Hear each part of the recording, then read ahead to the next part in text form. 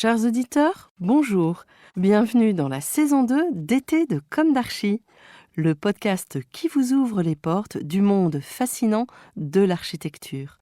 Pour les nouveaux venus, je me présente. Je suis Anne-Charlotte Deponte, docteure en histoire de l'architecture, auteure publiée, dirigeante d'une agence de communication et de développement basée à Paris, en France, et dédiée à l'architecture.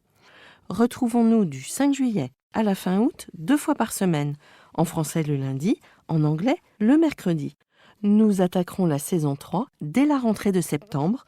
Pour vous offrir le meilleur, Julien Rebourg, ingénieur son, est aux commandes techniques du podcast. Merci d'être avec moi aujourd'hui et maintenant, place au talent. Bienvenue dans Comme d'Archi.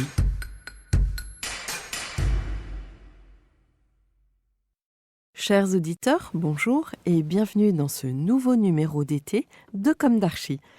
Aujourd'hui, après l'ocre, nous allons vous parler de la couleur or en architecture, à partir d'une synthèse écrite par moi-même, Anne-Charlotte, sur le sujet. Nous passons de la simplicité de l'ocre à la flamboyance de l'or. Commençons par la symbolique de l'or.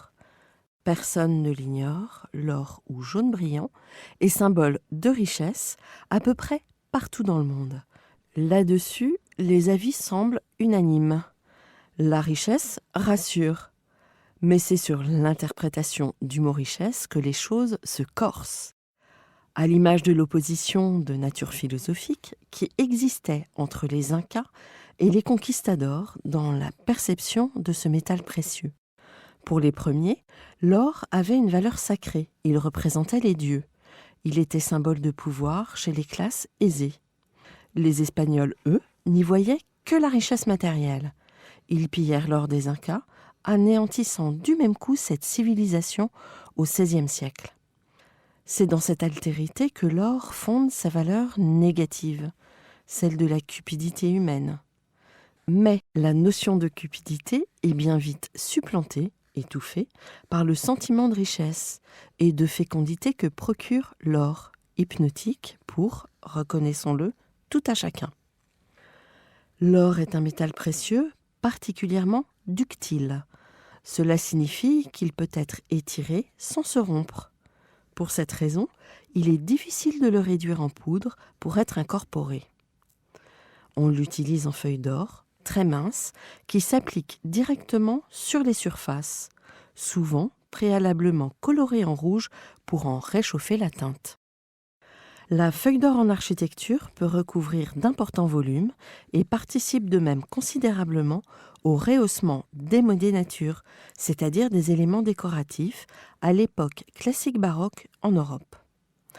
Versailles incarne certainement le plus, et sans aucun doute cette époque, l'or, le rayonnement.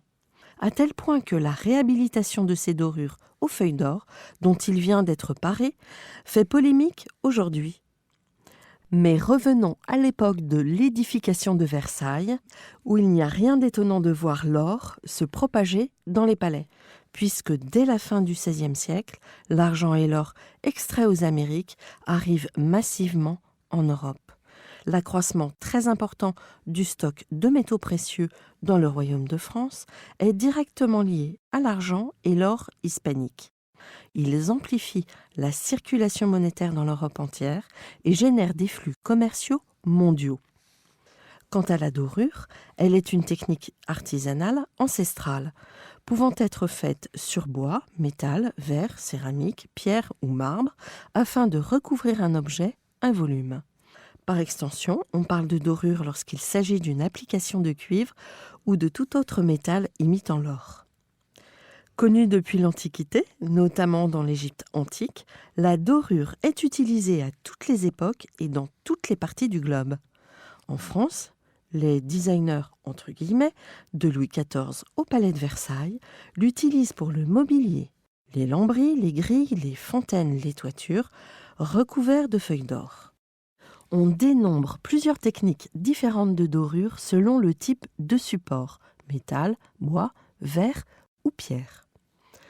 Jean-Félix Vatin soulignait en 1772 dans L'art du peintre d'horreur vernisseur, je cite, La dorure s'applique ou à l'huile pour les dômes, les combles des églises, des palais et les figures de plâtre ou de plomb qu'on veut exposer à l'air et aux injures du temps, ou à des trempes avec plus d'apprêt et sûrement avec plus d'art. Sur les ouvrages de sculpture, de stuc, de bois, des boîtes de carton, encore faut-il qu'ils soient à couvert, ne pouvant résister ni à la pluie ni aux impressions de l'air qui la gâtent et l'écaillent aisément. Où s'appliquent ces ors ? Au Turkménistan, pays secret et isolé, existent des palais en or contemporain dont le mystère est bien gardé. Au Japon, niché au pied des montagnes de Kyoto, existe le célèbre temple d'or bouddhiste de Kinkakuji ou Rokuon-ji. Il se tient bien loin de la sobriété habituelle de l'architecture bouddhique. Ses parois recouvertes de feuilles d'or se reflètent à la perfection sur l'étang qui l'entoure, ce qui rend le lieu photogénique en toute saison. Le pavillon regroupe 3 types d'architecture. Le rez-de-chaussée suit le style des palais de l'époque Heian, 794-1185. Le premier étage, celui des maisons des samouraïs. Enfin, le second étage respecte le style des temples zen. Souhaitant asseoir une marque forte de pouvoir dans la capitale impériale, le shogun Yoshimitsu Ashikaga, 1358-1408, fait construire le pavillon d'or en 1397, qui était à l'origine une villa privée. Il brûle plusieurs fois et sa dernière version reconstruite, supposée à l'identique, remonte à 1955. Enfin, Laurent France s'invite dans l'espace urbain, à l'image de la place Stanislas de Nancy, conçue au XVIIe siècle, restaurée par Pierre-Yves Caillot, architecte en chef des monuments historiques, architecte du patrimoine, et l'archéologue René Elter, réhabilitation inaugurée en 2005. Pierre-Yves Caillot en parle en ces termes. Je cite: dans le projet de restauration de la place Stanislas à Nancy, la dorure a servi de support à une grande partie des réflexions que nous avons menées. Quand nous avons eu à concevoir la mise en lumière de cet ensemble majeur, nous avons découvert tout l'intérêt d'associer le métal précieux aux questions d'éclairage. Les appareils utilisés ici permettent d'iriser les ors. Les ornements des grilles se prolongent dans ceux des ferronneries, des balcons, et une ceinture de lumière scintillante souligne la périphérie de la place. Les candélabres, également rehaussés par des ornements dorés, forment une autre couronne, sorte de ponctuation rapprochée de la statue centrale, qui est elle-même largement éclairée dans le centre de l'espace laissé volontairement dans l'ombre. Kant, au XVIIIe siècle, on utilisait l'or dans l'ornement des intérieurs. C'était aussi dans le but de jouer avec la lumière, de jour comme de nuit. Sachons aujourd'hui prolonger cet usage du métal précieux dans nos restaurations comme dans nos créations, conclut-il. Un esprit créatif dont ont fait œuvre les architectes en chef des monuments historiques à Versailles lorsqu'ils ont reconstitué la grille royale dorée. Mais cette reconstitution ne correspond à aucun état antérieur puisque la grille relie désormais 2 pavillons qui n'existaient pas sous Louis XIV. Le pavillon Gabriel, construit à la fin de l'Ancien Régime, et le pavillon du Four, érigé après la Révolution française. La démarche provoque un tollé.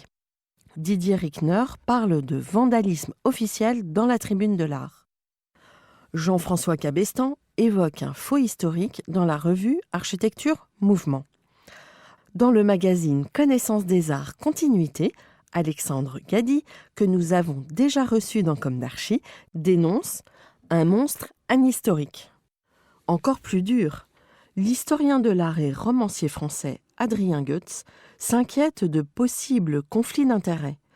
Dès qu'on trouve un mécène, les architectes en chef, qui prennent 10% sur chaque chantier, lui proposent des reconstructions mirobolantes, comme cette monstrueuse grille dorée. Bon, ce serait un peu comme Sofia Coppola racontant Marie-Antoinette. Ici, leur bling-bling est au rendez-vous du succès versaillais. Sauf qu'il ne s'agit pas d'une fiction, mais bel et bien du grimage de nos âmes. En tant qu'historienne de l'architecture, et même si ma spécialité est la période moderne, je pense qu'il faut rester vigilant, écouter les historiens sachants quant à la sauvegarde du patrimoine pour ne point le défigurer. Même si tout passe, même si nous vivons dans le changement perpétuel, préservons nos plus beaux témoins du passé, dans le respect et la mesure. Je renvoie à l'architecture de Ange-Jacques Gabriel, incarnant l'architecture royale du XVIIIe siècle.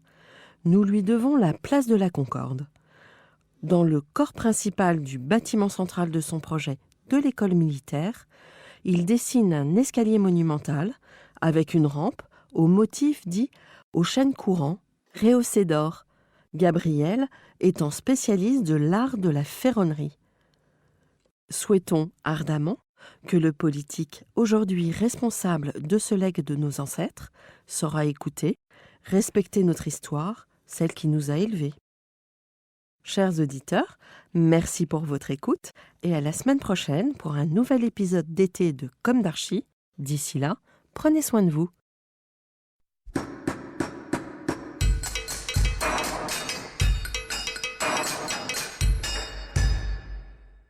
Chers auditeurs, merci pour votre écoute. N'oubliez pas de retrouver nos sujets en avant-première sur Instagram à l'adresse @commedarchipodcast. Si vous aimez ce podcast, favorisez sa diffusion en lui donnant 5 étoiles sur Apple Podcast, plus un petit commentaire, ou sur votre plateforme de podcast favorite. Et surtout, abonnez-vous pour écouter tous nos épisodes gratuitement. À bientôt et d'ici là, prenez soin de vous.